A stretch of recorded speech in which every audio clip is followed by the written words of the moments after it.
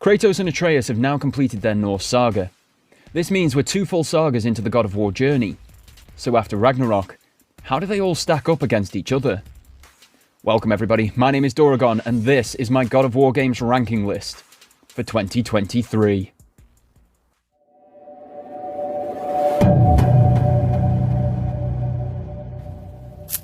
Ranking lists are subjective.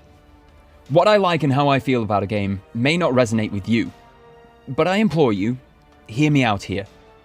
I'll try to explain why each game is where it is in the list with some depth, and if you disagree, let me know your rankings and reasonings in the comments section below. Otherwise, without further ado, let's get into the ranking list. Starting with number 10, God of War, Betrayal. As a Java-based mobile release, this is one of the only games that is difficult to get a hold of in 2023. Though with the J2ME launcher on Android, you can still play the original Java file quite easily. Set between the events of the first game and God of War Ghost of Sparta, this mobile title tells the tale of Kratos' rampage with his Spartan army and his new godly powers.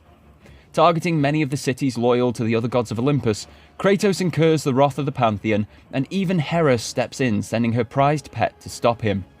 The pet is killed by an unknown assassin, and in his pursuit of said assassin, Kratos ends up slaying Hermes' son.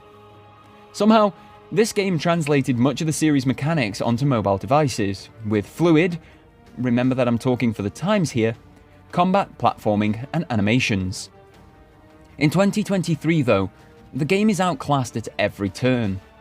It feels clunky, looks blocky, performs really slowly, and requires emulation to even work at all. While I would recommend anyone who is interested or invested in the series actually play it for the short yet compelling story, don't go in expecting a mind-blowing experience of this Java-based game. Number 9. PlayStation All-Stars Battle Royale. So this wasn't on my pre-Ragnarok list, and that's because we didn't actually know back then that this game is canon to Kratos' story.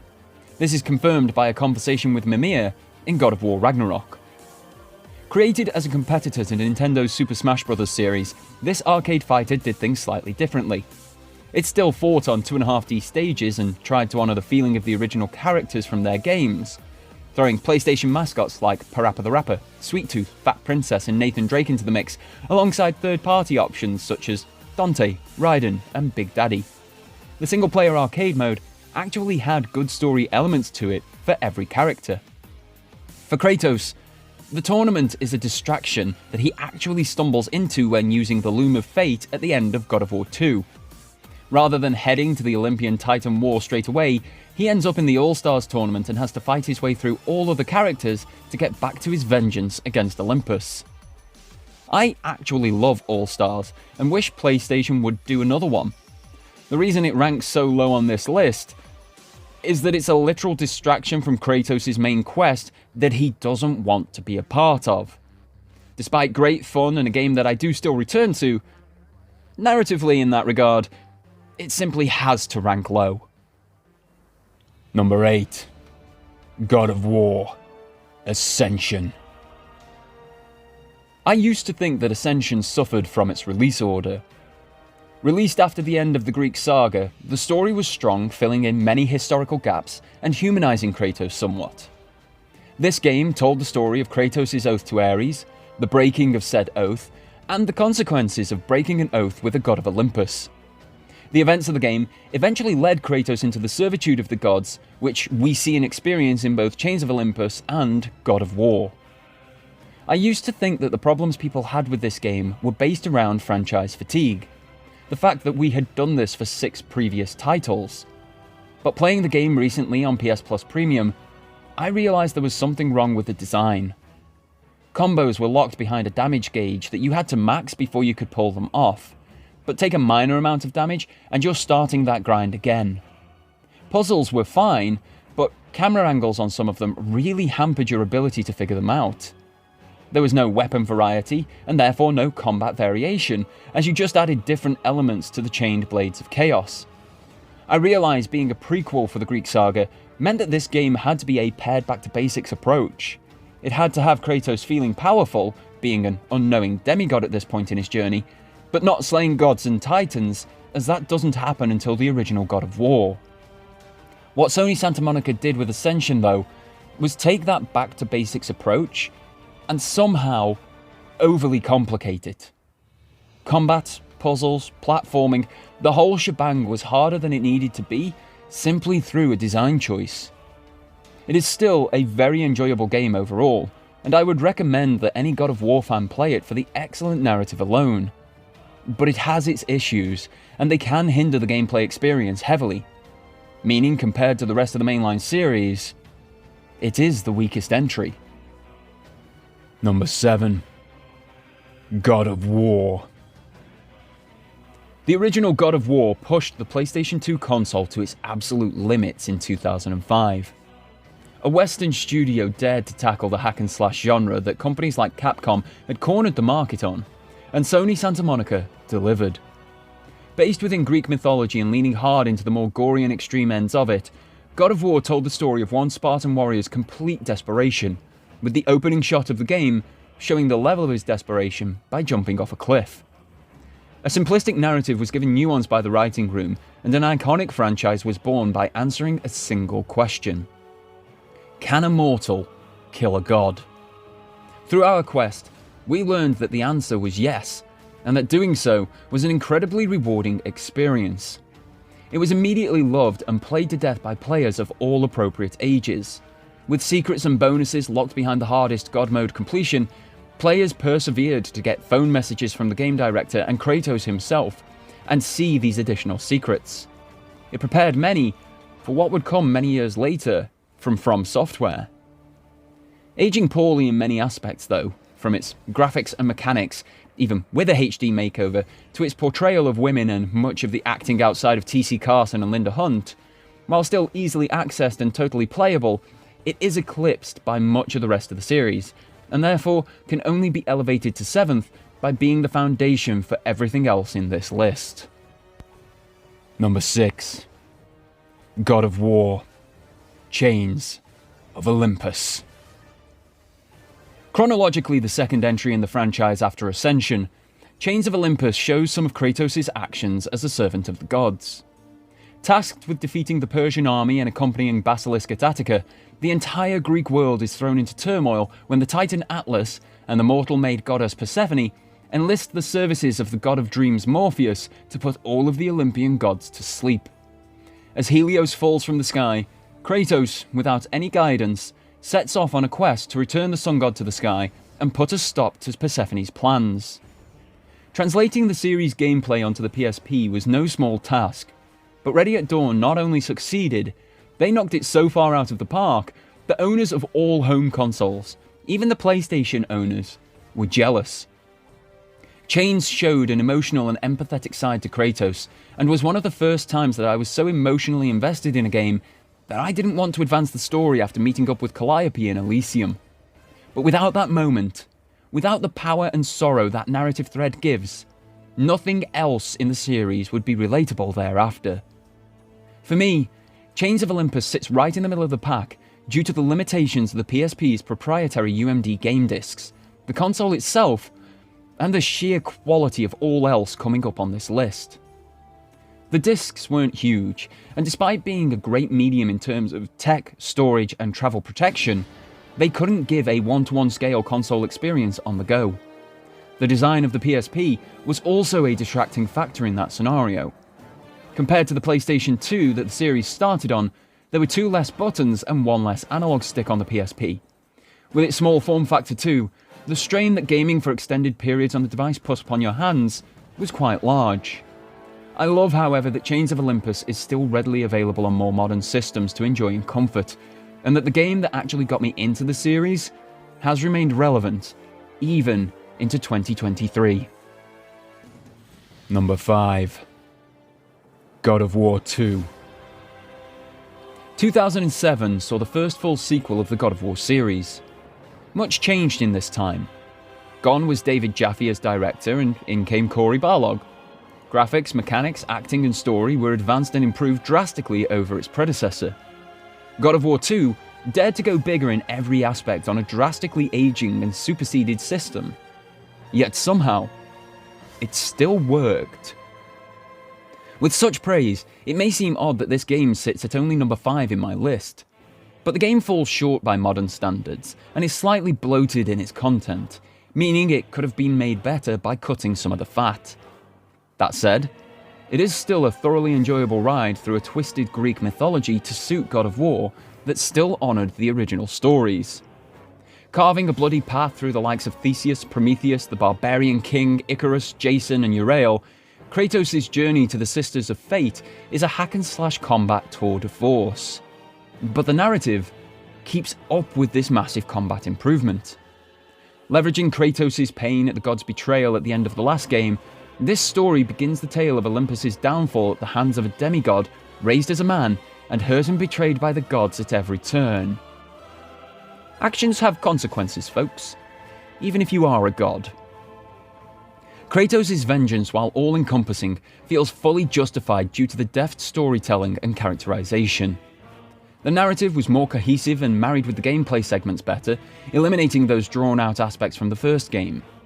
Graphics were a huge step forward, and some clever camera trickery gave a hugely increased sense of scale. Boss battles had mechanics and were more than just heavy-hitting damage sponges this time. Acting and cutscenes were no longer cheesy and overtly male fantasy. Instead, they told a story, filled in lore blanks, and were acted really well by every single member of cast, lending an additional nod to the game's writing and direction. God of War 2 as a sequel elevated the entire franchise beyond its origin point. It took the bigger and better cliché and actually used that to its advantage, offering a more complete and cohesive experience than the first title. It landed narrative twists and cliffhangers in its final act, which would lead directly into the Greek Saga's finale in God of War 3. It left gamers chomping at the bit for the conclusion of Kratos' story. Number 4. God of War, Ghost of Sparta. Released after the end of God of War 3, we knew how the Greek Saga ended before we started playing this game. But like Star Wars Episode 3 Revenge of the Sith, knowing what comes next sometimes offers one of the best narratives in an entire series. Ghost of Sparta is one of those moments for me. Set after the events of Betrayal but before God of War 2, Ghost of Sparta tells the story of Kratos' existence as a god and the nightmares of his mortal past before he was even known as the Ghost of Sparta. This game filled in blanks created by dialogue in God of War 2 and 3 and humanized Kratos' destruction of both the Greek pantheon and the Greek world, seeing the way that Zeus manipulated and hurt him from birth. The deeply personal and character-driven narrative humanized an anti-hero who had become the personification of rage in the mainline console releases, and allowed us to once more empathize with this main character despite his genocidal deeds. It showed that both Sony Santa Monica and Ready at Dawn Studios knew Kratos' full saga before putting pen to paper in the early days. It handled better than Chains of Olympus, the previous PSP title, and looked better than God of War 2. Ghost of Sparta quickly started to solidify itself as one of the best games in the entire series, and it did this on an aging handheld console. While not doing anything particularly new for the series in regards to mechanics and gameplay, the narrative was so strong in Ghost of Sparta that the act of playing the game was totally secondary to the continuing story, which was longer, more complete and better in all regards than its PSP predecessor. As with Chains of Olympus, this game is currently available in a variety of formats and manners, and I am so glad that one of the greatest narratives in the series is still readily available in 2023. Held back only slightly due to its original release platform, Ghost of Sparta does hold up as a complete game experience for 2023, and as another must-play for any God of War fan. Just before we get into the top 3, if you are enjoying this content, a like of the video and sub to the channel would help me out massively. But now, without further ado, let's hit those podium spots. Number 3. God of War 3. Nearly without question, God of War 3 is classed by the majority of players as the greatest game of the Greek Saga. Taking lessons learned across 3 studios and 4 other releases by this time, Sony Santa Monica and game director Stig Asmussen addressed many of the concerns and shortcomings of the rest of the series. And utilising the PS3's proprietary cell processor, Sony Santa Monica built a game that showed the sheer underutilised power of the console and blew even the longest die-hard fans away. Picking up on the exact same cutscene that finished God of War 2, God of War 3 launched you immediately into the action and didn't hold your hand on your way to destroy the gods of Olympus. Running faster and smoother than anything else in the series, with sound design that further sold the power fantasy, God of War 3 is an experience like no other in the series, even now. Kratos is at his most lethal and dangerous, yet the narrative, much like Ghost of Sparta, enables us to still empathise with him and will him to victory, despite the countless amount of lives lost in his quest. Boss battles are much bigger and more varied than ever before, from having to utilise perfect dodges and counterattacks against Hades, to a platform puzzler with mobs to beat Kronos. Hermes must be predicted, and Hercules is the ultimate test of strength. We end with a 3-phase fight against Zeus that just shows off the king of the gods' true power, when after yet another death, the game asks you if you want to lower the difficulty. Quick switching of weapons was finally introduced with a tap of the D-pad, and having magic directly connected to weapons created a seamless in-game combat experience, rather than having to pause the game to change things around mid-battle, as in previous games. Every single bit of acting was other-level awesome, and T.C. Carson signed off the series with his greatest performance to date of Kratos. While there are still some really harsh difficulty spikes that go against the flow of the rest of the game, and soft and imprecise flight controls in 2 of the game's biggest set pieces, overall, God of War 3 was a masterpiece of its time, with a few minor flaws. It holds up amazingly well in 2023, even doing things better than some more modern games, such as narrative pacing, anti-hero characterization, and the clever use of reused assets as part of the narrative. It strikes that perfect balance between satisfying a need, wrapping up a saga, and leaving the door open, should the studio want to do just a little bit more with the character in the future. Number 2. God of War 2018. Turns out Sony Santa Monica wanted to do more than just a little with the character of Kratos. And at E3 2016, with the power of a male choir backing him, Kratos began his triumphant return to the pinnacle of gaming franchises and icons. But this time, he did it with boy. 2018 is a soft reboot of the series, meaning the story from all previously mentioned games is canon to the continuing story, but the developers are then free to change everything they feel needs changing. So they literally changed everything. Combat, camera, jumping, even Kratos' beard got an overhaul, let alone the setting, lack of magics, and a new pantheon of gods, deities, and powerful creatures. But probably most importantly, Kratos' Blades of Exile, his signature weapons from God of War 3, were nowhere to be seen. Over 1,000 years after the end of God of War 3, Kratos has moved to Norway, married a mortal, and had a child. Kratos is a fully fledged god once more after absorbing his own power from the Blade of Olympus when he ran himself through. Cursed by Athena to never die of old age or by his own hand, Kratos wandered for years, entering Egypt and taking out a couple of monsters over there, before being almost dragged north by Skoll and Hati, the twin wolves that chase the sun and moon across the Norse sky to meet his future wife, Laufey of the Giants. 2018 is superb. It has a beautifully paced narrative that fits so well with the open exploration of a demi-open world. The story was more mature and introspective, leaning heavily into a new mythology, but like the Greek saga before it, remaining incredibly accurate despite the characters of Kratos and Atreus being the catalysts for many of the Norse mythology's moments coming to pass. Characterization is fuller and more complex than the Greek saga, and given much more time and focus, being the primary driving factor behind the game as a whole. Here, we see the character that we have known trying to be better, trying to shake off the thoughts and reactions of his past, trying to move past the cycle of violence.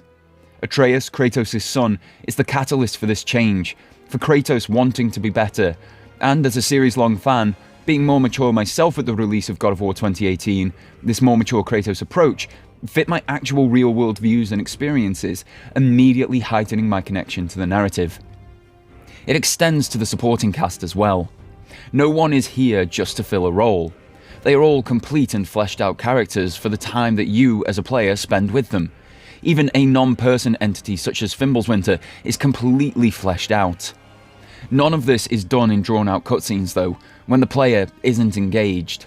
Instead, it's during platforming, quiet traversal and rowing as a conversation between the characters that we actually care about. But it's not just narratively that God of War stands above much of the rest of the series. Graphically and mechanically, even 5 years later, it is still a pinnacle experience. The combat is completely overhauled and offers a new and fresh take on the series combat that we knew for 7 games previous, elevating it to one of the best currently available. The acting throughout is phenomenal. Every actor is on point in every scene, regardless of what work they have done previously. And while I feel for T.C. Carson being ousted as Kratos, Christopher Judge and his Teal'c baritone slides into the role and changing character exceptionally well. The game even took the God mode ethos of earlier titles and presented players with the Give Me God of War difficulty mode, described by Corey Barlog, the game's director, as wrestling a bear with your hands tied behind your back.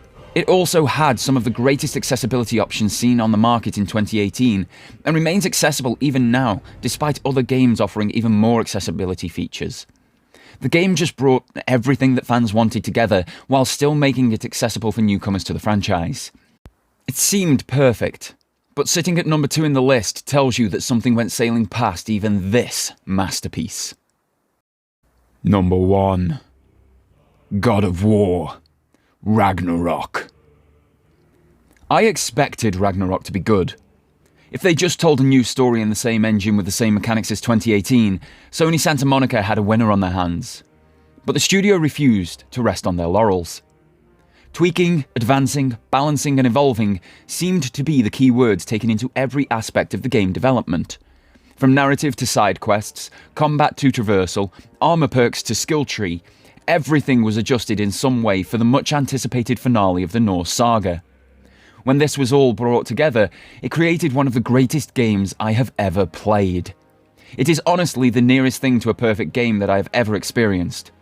I still sit in awe of it now, having earned the Platinum Trophy and having put 58 hours into it. I still want to play the game, simply for the satisfaction of playing it. That should give you an idea of the sheer mechanical quality of this release. But it is also an emotional tour. I've screamed with joy at this game, felt my rage bubble on behalf of the characters, and wept uncontrollably at the narrative twists and turns. Ragnarok is the complete package, and I don't have enough superlatives in enough languages to offer it the praise I honestly feel that it deserves. It's that feeling that is so important to its ranking in this list. While God of War 3's combat is more visceral and intuitive, and God of War 2018 possibly offers a better narrative for many people, there are blockers in those releases that prevent them from reaching higher. The fact that combat and narrative complement one another in Ragnarok elevates it above the previous two. The fact that side quests don't feel like a waste of time and lead into character development which heightens the primary narrative massively elevates it above 2018. The fact there is real consequence in this narrative, the fact that there is an end game, the fact that every aspect is satisfying and rewarding to engage with, the fact it is the most accessible game ever released. The list of my positives keep going, and the only negatives I encountered in my time with the game were an audio hitch, character interaction issue and UI element getting stuck on screen, which were all resolved by reloading the checkpoint.